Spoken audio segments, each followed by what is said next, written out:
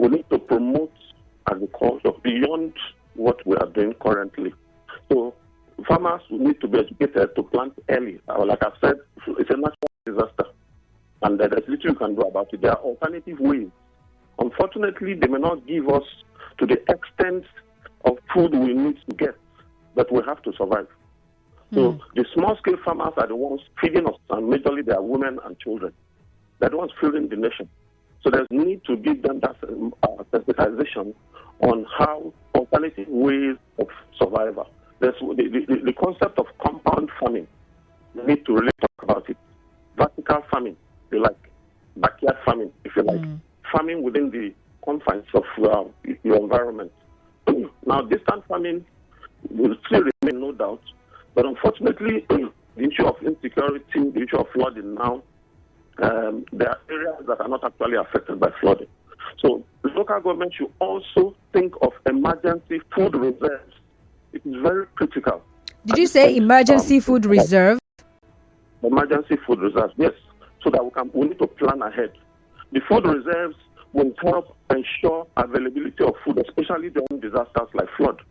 There's need to have food banks in planned areas. And I think it's the responsibility of local government to do such a thing for their people. So coming to this issue of flooding, I mean, there's been a lot around intervention, although people are saying that whatever it is they're doing right now, it came late. They should have done this since last year in preparation for the floods. But we actually do not specifically see plans for storing up food. I mean, you've talked about some kind of food reserves. Yeah. So we have the government pushing for how to ensure that, the floods do not come and destroy people's homes and properties and all that. But then what happens with food?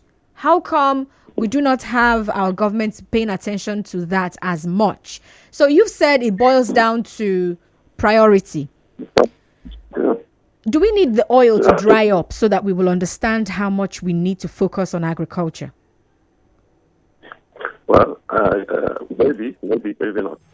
When you have so many alternatives in economy, they talk about choices, wants, and all of that.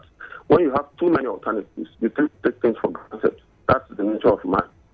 So I want to believe it's especially because there are perceived alternatives.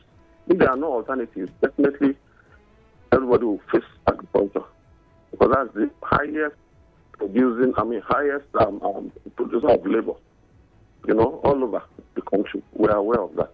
So I think it boils down to priority. But then, one thing we must understand, we don't have to wait for government. We should know again that government alone cannot do all of this. Yeah. Farmers traditionally have been doing all they needed to do. If the issue of flooding, it's a natural thing. But I know that even NEMA, early part of this year, they started warning. Now, this is where extension agents would come in.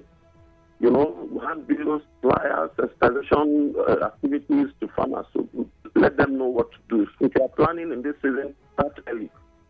You can harvest earlier than you should.